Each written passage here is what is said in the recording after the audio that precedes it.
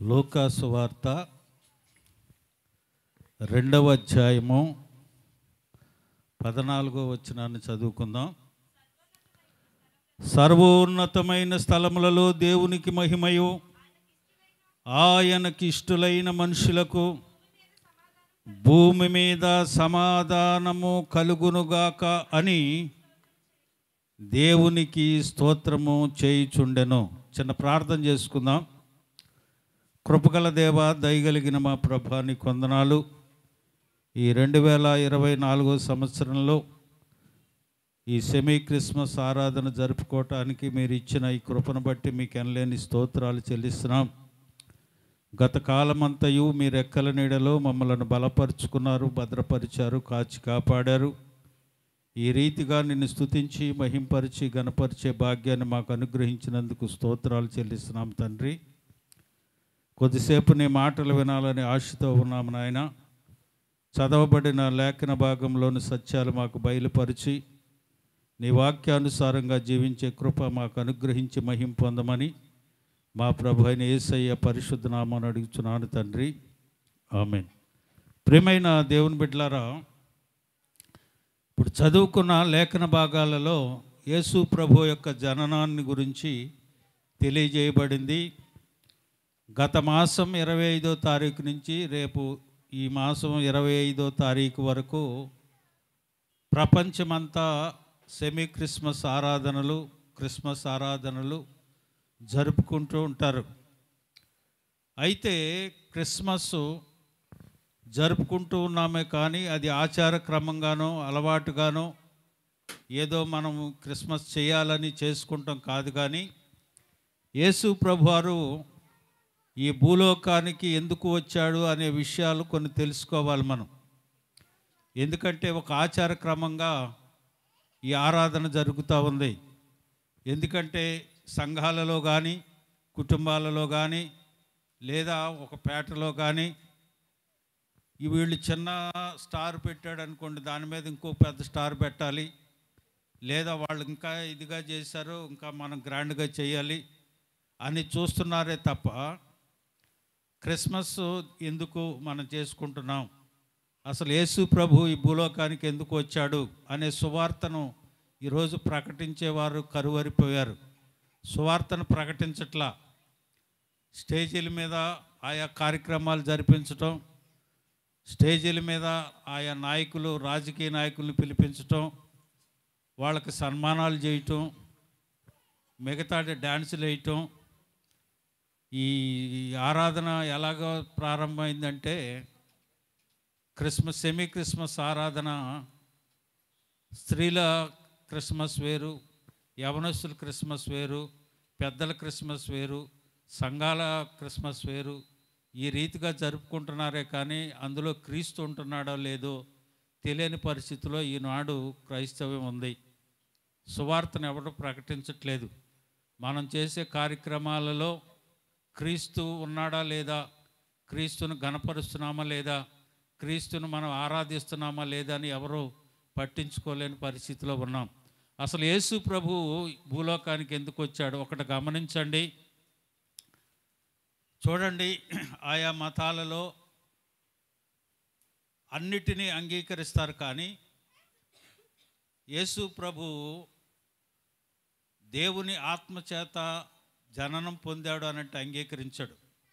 తలలో నుంచి వచ్చారు, పుట్టారు అనంటే అంగీకరిస్తారు. ఛాతీలో నుంచి పుట్టారంటే అంగీకరిస్తారు. తొడల్లో నుంచి పుట్టాడంటే అంగీకరిస్తారు. మనుషులు ఆ రీతిగా పుట్టాడంటే వాళ్ళు అంగీకరిస్తారు. కానీ దేవుడే దిగొచ్చి ఆత్మరూపిగా నువ్వు గర్భం ధరిస్తావని తన దూతను పంపించి, గర్భం ధరిస్తావు, నువ్వు కన్యకవి అని చెప్పిన ఈనాడు ప్రపంచము అంగీకరించే పరిస్థితిలో లేదు. ఎందుచేతంటే క్రైస్తవం యొక్క పరిస్థితి ఆ రీతిగా ఉంటా ఉంది. యేసు ప్రభు ఎందుకు వచ్చాడో ఎవరికి తెలియదు. ఏదో క్రిస్మస్ మనం చెయ్యాలి, క్రిస్మస్ ఆరాధన క్రైస్తవులంగా మేము ఉన్నాం కాబట్టి క్రీస్తును ఆరాధించాలి అనే విషయాలే తప్పితే, ఒకరికొకరు పోటీతత్వాన్ని కలిగి ఉంటాం తప్పితే క్రీస్తుని క్రిస్మస్ ఏంటి అనేది తెలియని పరిస్థితిలో ఉంది ఈ లోకం. చూడండి, ఎందుకు ఈ లోకానికి దేవుడు వచ్చాడు? 3:16 యోహానులు అంటాడు, దేవుడు లోకమును ఎంతో ప్రేమించెను కాగా తన అద్వితీయ కుమారుని యందు విశ్వాసముంచు ప్రతివాడు నశింపక నిత్య జీవమును అనుగ్రహించడానికి ఆయన్ని ఈ లోకానికి పంపించాడు. హల్లెలూయా.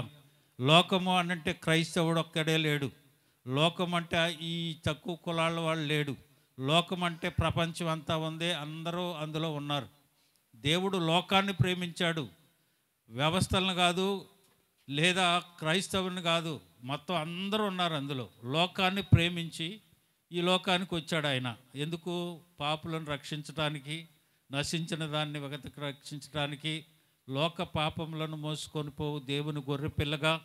అలాగనే యేసు నేనే లోకమునకు వెలుగును అన్నాడు. చీకటిలో ఉన్న మానవుడు వెలుగు పొందాలని ఆయన ఈ లోకానికి వెలుగుగా వచ్చాడని, అదృశ్య దేవుణ్ణి బయలుపరచడానికి, ఎవడు ఎన్నడూ దేవుణ్ణి చూసి బ్రతకలేదని దేవుని గ్రంథము చెబుతూ ఉంది.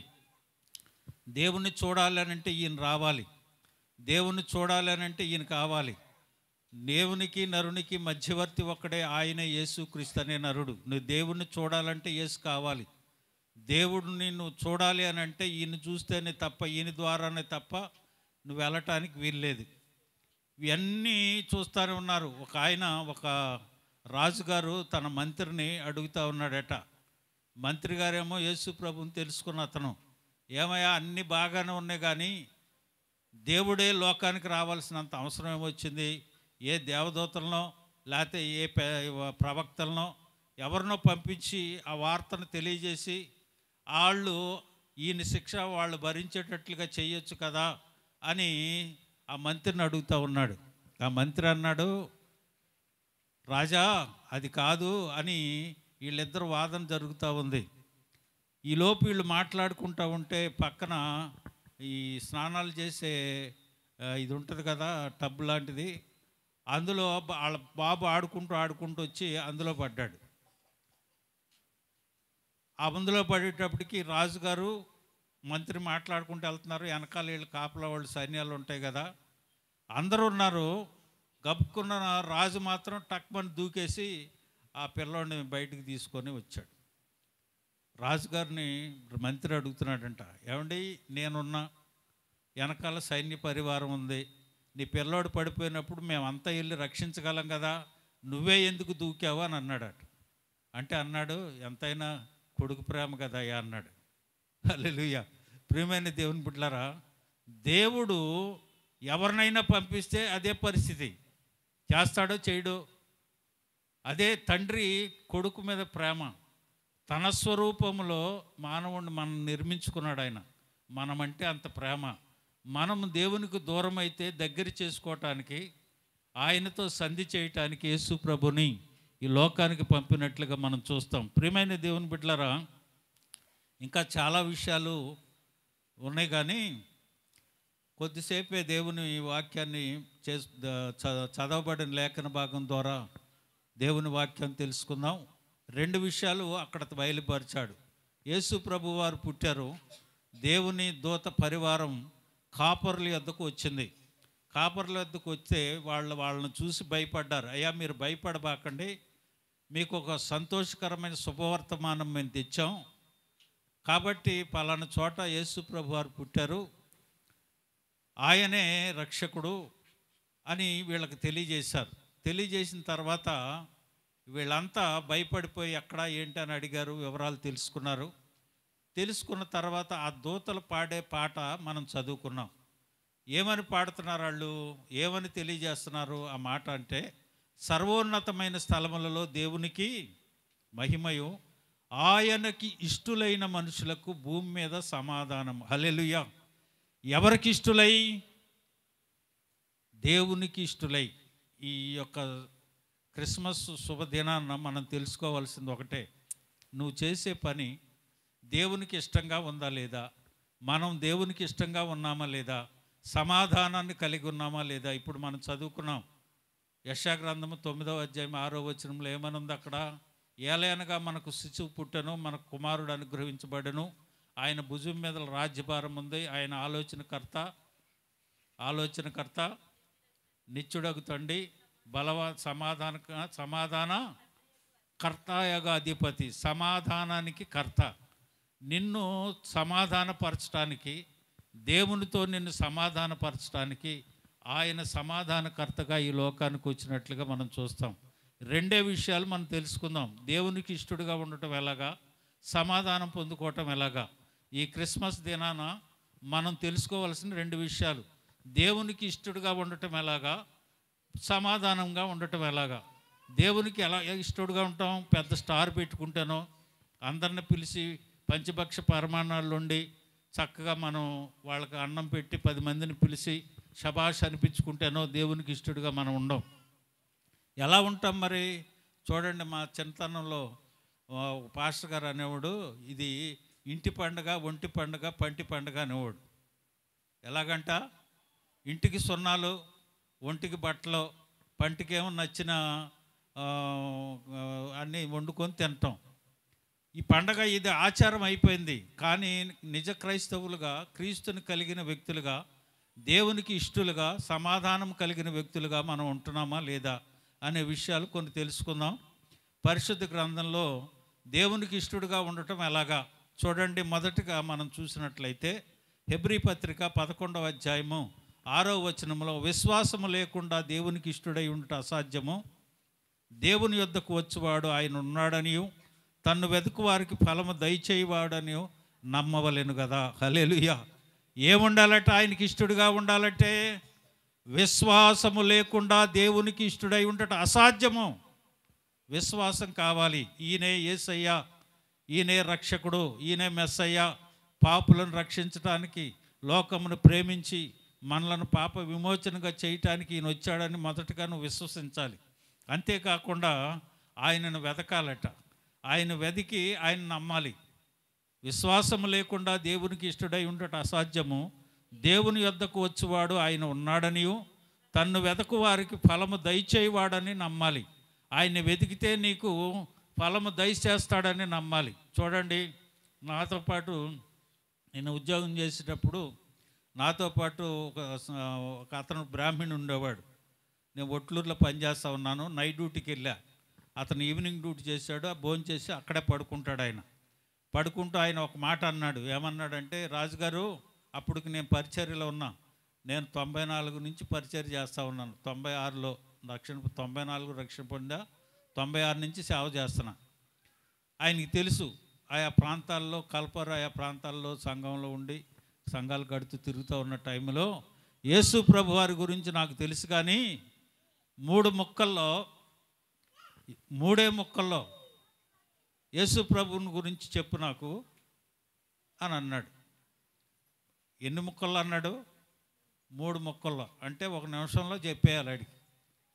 సరే కూర్చోబెట్టి వాక్యం చెప్తా ఉన్నా. తెల్లారుజామున 3:30 అయింది. ఎంత అయింది? తెల్లవారుజామున 3:30 అయింది. వాక్యం వింటానే ఉన్నాడు.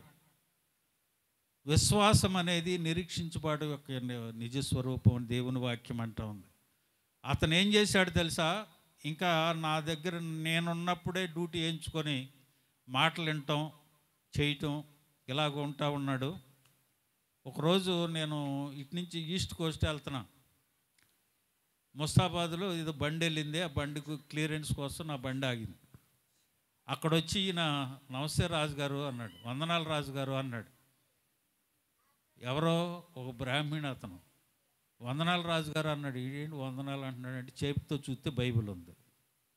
సరే రా పైకి రా అన్న. పైకి వచ్చాడు. వచ్చిన తర్వాత అంటాడు, ఈరోజు మా సంఘంలో ఆరాధన అయ్యారు, ఆ రోజు మీరు వాక్యం చెప్పారు కదా, వాక్యాన్ని నేను పరిశీలించి పరిశోధించా, విశ్వాసం ఉంచా, నమ్మకం ఉంచా. మీలాంటి ఒక ఆయన తగిలాడు నాకు. ఆయన ముస్తాబాద్ పాస్టర్ గారు. విజయవాడ నుంచి నేను ముస్తాబాద్ వచ్చి వాక్యం విని వెళతా ఉన్నాను. ఆరాధనకి ఇక్కడ వస్తున్నా. నేను, నా భార్య, మా అన్నగారు, మా వదిన గారు, మా పిల్లలందరూ రక్షణ పొందారన్నారు. హల్లెలూయా. అది నిజమైన క్రిస్మస్ అంటే. ఏదో వంటలు వండేసుకొని మనం తినేయటం కాదు క్రిస్మస్ ఆరాధన అంటే. కనీసం ఒక టార్గెట్ పెట్టుకోవాలి ఒక విశ్వాసి. ఈ క్రిస్మస్ రోజుకైనా, నెక్స్ట్ క్రిస్మస్ రోజుకైనా ఒకరినైనా నేను నా సాక్ష్యాన్ని దేవుని యొక్క సువార్తను చెప్పి ఒక్క మనిషినైనా నేను రక్షించగలగాలి అనే టార్గెట్ పెట్టుకోవాలి. అదేం మనకు అవసరంలా. అప్పో సప్పో గుడ్డలు కావాలి, ఇంటికి సొన్నాలు వేసుకోవాలి, చక్కని వంటలు కావాలి, మనం అన్నీ చేసుకోవాలి. కానీ దేవుని సువార్తను నువ్వు ఎవరికి అందిస్తున్నావు అనే విషయాన్ని గమనించాలి. దేవునికి ఇష్టలు ఎవరై ఉంటారు? విశ్వాసం కలిగిన వారు, అలాగనే ఆయన్ని వెతికేవారు, నమ్మకం ఉంచిన వారు. రెండవదిగా చూడండి, కీర్తన గ్రంథం 16వ అధ్యాయం 3వ వచనం, నేను ఇలాగందును భూమి మీద ఉన్న భక్తులే శ్రేష్ఠులు, వారు కేవలము నాకు ఇష్టలు. హల్లెలూయా. భక్తి కలిగిన వ్యక్తులే ఆయనకి ఇష్టలు. భక్తిహీనంగా ఉన్నవారు ఆయనకి ఇష్టలు కాదు. భక్తిహీనులను ఎంత పండగ చేసుకున్నా, లక్షల రూపాయలు కోట్లు ఖర్చు పెట్టి చేసినా నువ్వు మరణిస్తే అక్కడికి వెళ్తావు, కానీ యేసయ్య దగ్గరికి రావు. గుర్తుపెట్టుకోండి, భక్తులే శ్రేష్ఠులు, కేవలం నాకు ఇష్టలు. ఆయన యందు భయభక్తులు కలిగిన వ్యక్తులే. వారు గుడ్డలు వేసుకున్నా, కొత్త గుడ్డలు కట్టుకున్నా, కట్టుకోకపోయినా, ఇంటికి సున్నాలు వేసినా, లేదా ఇంట్లో ఏమీ వంటలు చేసుకోకపోయినా పర్లేదు, దేవునికి ఇష్టడుగా ఉంటే చాలు అని దేవుని వాక్యం అంటా ఉంది. చూడండి, దినవృత్తాంతాలు 1వ గ్రంథం 29వ అధ్యాయం 17వ వచనం, నా దేవా నీవు హృదయ పరిశోధన చేయుచు యథార్థవంతుల యందు ఇష్టపడుచున్నావా అని నేను ఎరుగుదును. ఎవరిని ఎరుగుతున్నాడంటే ఆయన యథార్థవంతులు, ఆయనకి ఇష్టలు, యథార్థత కలిగిన వ్యక్తులే. ప్రియమైన దేవుని బిడ్డలారా, ఒకరోజు నేను డ్యూటీ దిగి రాజమండ్రి నుంచి ఏలూరు ఇంటికి వస్తూ ఉన్నా. బండిలో కూర్చొని బైబిల్ చదువుతూ ఉన్నా. బండిలో కూర్చొని బైబిల్ చదువుతూ ఉంటే ఒక పెద్ద ఆయన చూశాడు. మీరు పాస్టర్ గారండి అన్నాడు. అన్నా, అన్నీ బాగానే ఉంటాయి, కానీ మీ క్రైస్తవుల్లో బైబిల్ చెప్పినట్లు ఎవడు ఉండడండి.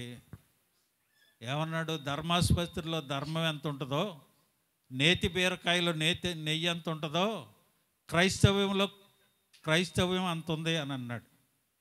చూడండి, బైబిల్ పట్టుకుని దేవుని సన్నిధికి వస్తాం, ఆ కాసేపే కిందకి వెళ్ళిన తర్వాత దీన్ని వదిలేస్తాం, మన ఇష్టానుసారంగా ప్రవర్తిస్తాం. కానీ దేవుడు అంటా ఉన్నాడు, నాకు ఇష్టలుగా ఉండాలి నువ్వు అనంటే యథార్థత కావాలంట. హల్లెలూయా. అన్నిటిలో ఉండాలి యథార్థత. కొన్నిటిలోనే కాదు, నీకు ఇష్టమైన వాటిలో కాదు, అన్నిటిలో యథార్థత ఉండాలి. ఎన్నున్నాయి? విశ్వాసం ఉండాలి, ఆయన్ని వెతకాలి, నమ్మకంగా ఉండాలి, భక్తి కలిగిన వ్యక్తులుగా ఉండాలి, యథార్థతను కలిగిన వ్యక్తులుగా ఉండాలి. హల్లెలూయా. చూడండి, సామెతల గ్రంథము 12వ అధ్యాయం 22వ వచనం, త్వరగా తీయండి. 12:22, సత్యవర్ధనులు ఆయనకి ఇష్టలు. ఎవరంట? సత్యము పలికేవారు. సత్యమని పేరు పెట్టుకున్నవాడు కాదు, సత్యము పలికేవాడు, సత్యాన్ని అనుసరించేవాడు ఆయనకి ఇష్టలు. తర్వాత యోహాను సువార్త 17:17, సత్యమందు వారిని ప్రతిష్ఠ చేయుము, నీ వాక్యమే సత్యము. ఏది సత్యము? వాక్యము. వాక్యానుసారంగా జీవించేవాడు ఆయనకు ఇష్టలని దేవుని వాక్యం సెలవిస్తూ ఉంది. కీర్తన గ్రంథం 51:17, విరిగి నలిగిన మనసే దేవునికి ఇష్టమైన బల్లు, దేవా విరిగి నలిగిన హృదయమును నాకు అలక్ష్యము చేయవు. ఏం కావాలట? విరిగి నలిగిన హృదయము కావాలి. అది దేవునికి ఇష్టమైన బలిగా దేవుని వాక్యం సెలవిస్తూ ఉంది. ప్రియమైన దేవుని బిడ్డలారా, ఈరోజు ఈ క్రిస్మస్ ఆరాధనలో నువ్వు తెలుసుకోవాల్సిన విషయాలు. జ్ఞానులు వచ్చారు, ఆయన పూజించారు, కాపర్లు వెళ్ళారు, అవి చేశారు, ఇవి చేశారని మనకు అనవసరమని కాదు. దేవుడు వారికి తెలియజేశారు. వారు ఏం చేశారు? దేవుని వెదకి ఎలాగ కనుగొన్నారు, దేవుని వద్దకు ఎలా చేరుకున్నారు, ఎలా ఆరాధించారు అనే విషయాన్ని పరిశుద్ధ గ్రంథం తేటగా చెబుతూ ఉంది. చూడండి, తర్వాత రోమాపత్రిక 14వ అధ్యాయము 17-18, దేవుని రాజ్యము భోజనము పానము కాదు, కానీ నీతియు సమాధానమును పరిశుద్ధాత్మ యందలి ఆనందమునై ఉన్నది. ఈ విషయమందు క్రీస్తునకు దాసుడైన వాడు దేవునికి ఇష్టడును, మనుషులందరి దృష్టికి యోగ్యుడు. హల్లెలూయా. క్రీస్తు దాసులుగా ఉండాలట. వాడు దేవునికి ఇష్టడు, వాడు యోగ్యుడు, అని దేవుని వాక్యం అంటా ఉంది. ప్రియమైన దేవుని బిడ్డలారా, క్రీస్తుకు దాసులుగా ఉండాలి. చూడండి, ఒక దైవజనుడు జోసఫ్ అని ఒక ఆయన హవాయి ద్వీపానికి సేవ చేయటానికి దేవుడు వెళ్ళమన్నాడు. హవాయి ద్వీపము అనంటే నరమాంస భక్షకులు ఉండే ప్రాంతం అది. అక్కడికి వెళ్ళాడు, ఒక చర్చి కట్టాడు, సువార్తను ప్రకటిస్తుంటే ఎవడో రాట్లా. 12 సంవత్సరాలు ఉన్నాడు అక్కడ. 12 సంవత్సరాలు ఆ హవాయి ద్వీపంలో సువార్తను ప్రకటిస్తూ ఉన్నాడు. ఎవరో ఈయన్ని పలకరించిన వాళ్ళు లేడు. అక్కడంతా కుష్ఠరోగులు ఆ ప్రాంతంలో. వాళ్ళకి సేవ చేస్తున్నాడు, వాళ్ళకి పరిచర్య చేస్తున్నాడు, అన్నీ చేస్తూనే ఉన్నాడు, కానీ ఎవరూ ఆరాధనకు రావట్లా. సరే, ఏం చేశాడు? 12 సంవత్సరాలు అయిపోయింది. ఇంకా తిరిగి తన ఊరికి వెళ్ళిపోదామని బయలుదేరి వస్తున్న సమయంలో ఆ ప్రయాణంలో చేతులను చూస్తే ఈయనకు కూడా కుష్ఠంటుకొని తెల్లగా అచ్చలు కనపడతా ఉన్నాయి. ప్రభు అక్కడ మాట్లాడుతున్నాడంట. ఇప్పుడు వెళ్ళు అక్కడికి అన్నాడట. ఎందుకు వచ్చేస్తున్నావు? ఇప్పుడు వెళ్ళు అని అన్నాడట. అక్కడికి వెళ్ళిన తర్వాత చూసేటప్పటికి వాళ్ళు కూడా ఇతను కూడా కుష్టు కనిపించేటప్పటికి ఇతను కూడా మనలో ఒకడేరా అనుకున్నాడట. అనుకొని వాళ్ళతో పాటు ఆ గుడి కట్టించిన గుడి చాలక బయట ఉండేవాళ్ళు అంటది. ప్రియమైన దేవుని బిడ్డలారా, వాళ్ళు దేనికి అతను చేర్చుకున్నాడు? దేనికి? మేం కుష్ఠరోగులం కదా, ఇది వరకంటే ఆయన కుష్టి లేకుండా ఉన్నాడు, మనకు పరిచయం చేస్తాడో వెళ్ళిపోతాడేమో అనుకున్నాడు. కానీ తనకు కూడా ఎప్పుడైతే కుష్టి వచ్చిందో అప్పుడు వాళ్ళు అందరు ఇతన్ని చేర్చుకొని అక్కడ ఆయనతో పాటు సువార్త పరిచర్యలో కొనసాగారంట. ప్రియమైన దేవుని బిడ్డలారా, ఒక విషయాన్ని తెలుసుకోండి. పాపులమైన మన కొరకు పాప శరీరాకాన్ని ధరించుకొని ఆయన ఈ లోకానికి వచ్చాడు. అయినను మనం ఆయన్ని చేర్చుకోలేని పరిస్థితిలో మనం ఉంటా ఉన్నాం. ప్రియమైన దేవుని బిడ్డలారా, చూడండి, అపోస్తుల కార్యాలు 13వ అధ్యాయం 22వ వచనంలో, మరియు ఆయన, నేను యెషయా కుమారుడైన దావీదును కనుగొంటిని, అతడు నాకు ఇష్టానుసారమైన మనుషుడు, అతడు నా ఉద్దేశములన్నీ నెరవేర్చనని చెప్పి అతన్ని గూర్చి సాక్ష్యం ఇచ్చను. దావీదును గురించి దేవుడు చెప్తా ఉన్నాడు, అతడు నాకు ఇష్టానుసారమైన మనుషుడు అని దేవుని వాక్యం అంటా ఉంది. దేవునికి ఇష్టలుగాను ఉంటే అని దేవుని వాక్యం అంటా ఉంది. ఆయనకి ఇష్టలైన మనుషులకు భూమి మీద సమాధానము కలుగుతుందని దేవుని వాక్యం అంటా ఉంది. చూడండి, విశ్వాసం, లూకాసు వార్త 8వ అధ్యాయం 47వ వచనం. అక్కడ 12 సంవత్సరాల నుంచి రక్తస్రావం గల స్త్రీని, ఆమె నా చెంగును ముట్టిన తర్వాత ఆమెను చూసి అంటా ఉన్నాడు, నీ విశ్వాసము నిన్ను స్వస్థపరచను, సమాధానం గలదానివై వెళ్ళు అని అంటా ఉన్నాడు. నీ విశ్వాసమే నిన్ను స్వస్థపరిచింది. సమాధానం మనకు కావాలి అని అంటే ఏముండాలట? విశ్వాసం ఉండాలి. రెండవది యోహాను సువార్త 16వ అధ్యాయం 33వ వచనం, నా యందు మీకు సమాధానం కలుగునట్లు ఈ మాటలు మీతో చెప్పుచున్నాను, లోకంలో మీకు శ్రమ కలుగును, అయినను ధైర్యము తెచ్చుకునుడని చెప్పాడు. నేను ఈ లోకాన్ని జయించాను, లోకంలో మీకు శ్రమ కలుగుద్ది, కానీ మీరు ధైర్యం తెచ్చుకోనండి. విశ్వాసం ఉండాలి, ధైర్యం కలిగిన వారుగా మనం ఉండాలి. రోమాపత్రిక 2వ అధ్యాయం 10వ వచనం, సత్క్రియలు చేయువానికి మొదట యూదునికి గ్రీకు దేశస్థునికి కూడా మహిమయు ఘనతయు సమాధానము కలుగును. ఎవరికి కలుగుతుందంట? విశ్వాసం ఉంచిన వాడికి, ధైర్యము కలిగిన వారికి, సత్క్రియలు చేసేవారికి, ఆత్మానుసారమైన మనసు కలిగిన వారికి సమాధానము కలుగుతుందని దేవుని వాక్యం సెలవిస్తూ ఉంది.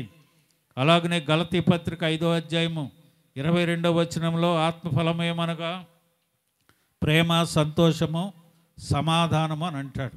ఆత్మఫలములు కలిగిన వ్యక్తి సమాధానంగా ఉండగలుగుతాడు, సమాధానాన్ని పొందుకోగలుగుతాడు. యాకోబు పత్రిక 3వ అధ్యాయం 18వ వచనంలో, నీతి ఫలము సమాధానము చేయువారికి సమాధానమందు విత్తపడును అని దేవుని వాక్యము సెలవిస్తూ ఉంది. చూడండి, చివరగా ఒక వాక్యాన్ని తీసి ముగించేస్తాను. 2వ కొరింథీ పత్రిక 13వ అధ్యాయం 11వ వచనం, 2వ కొరింథీ చదవాలి తీసి. తుదకు సహోదరులారా, సంతోషించుడి, సంపూర్ణులయుండుడి, ఆదరణ కలిగి ఉండుడి, ఏక మనసు గలవారయుండుడి, సమాధానముగా ఉండుడి. ప్రేమ సమాధానకర్తయగు దేవుడు మీకు తోడయ్యుండును. హల్లెలూయా. సమాధానకర్తయగు దేవుడు నీకు తోడుగా ఉండాలి అని అంటే సంతోషంగా ఉండాలి, సంపూర్ణులై ఉండాలి, ఆదరణ కలిగి ఉండాలి, ఏక మనసు గలవారై ఉండాలి, సమాధానముగా ఉండాలి. అప్పుడు ప్రేమ సమాధానకర్తయగు దేవుడు నీకు తోడై నీకు నీ కుటుంబానికి నడిపిస్తాడు. ఇప్పుడే చదవబడిన వాక్య భాగంలోని ఉన్న ఆయనకి ఇష్టతను, సమాధానాన్ని మనం పొందుకోవాలంటే ఈ క్రిస్మస్ ఆరాధనలో నీవు ఆయనకి ఇష్టడుగా ఉండాలి. సమాధానకర్తయగు దేవుడు నీకు సమాధానాన్ని అనుగ్రహించే దానముగానే ఉండాలి. అట్టి కృప ప్రభు మనకు అనుగ్రహించునుగాక.